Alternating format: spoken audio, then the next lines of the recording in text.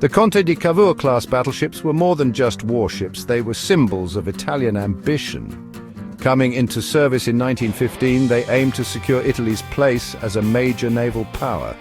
These ships were central to Italy's goals in the Mediterranean Sea. This included challenging the Austro-Hungarian Empire and vying for dominance against France. The class consisted of 3 ships, Conte di Cavour, Giulio Cesare and Leonardo da Vinci. Each one displaced over 25,000 tons. Their main armament of 13 12-inch guns packed a serious punch. These guns could hurl heavy shells over long distances, posing a threat to any enemy fleet. The arrival of these battleships marked a turning point. Italy had joined the ranks of nations with dreadnought battleships. These were a new breed of capital ship. They emphasized heavy uniform main batteries and speed.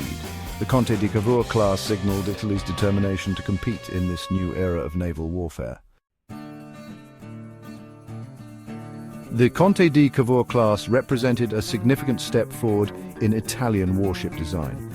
They incorporated the latest technological advancements of the time, including powerful turbine engines and advanced fire control systems. However, designers faced limitations during their construction.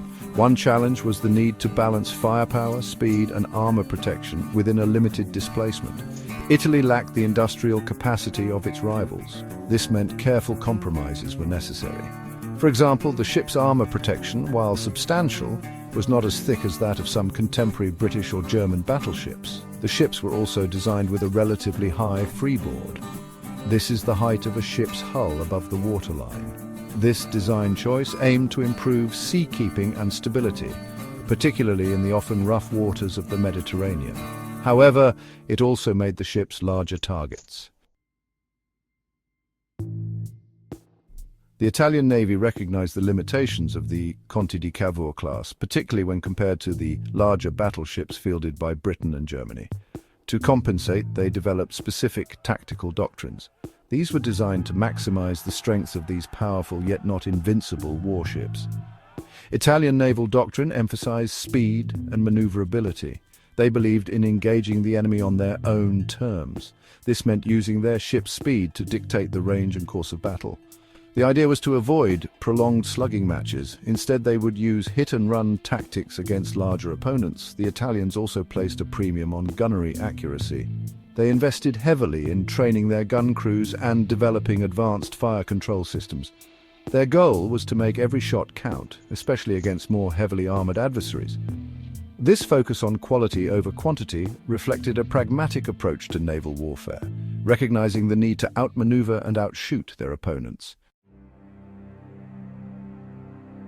The Conte di Cavour class battleships, while formidable on paper, saw limited action during their service life. World War I primarily played out in the North Sea and Atlantic.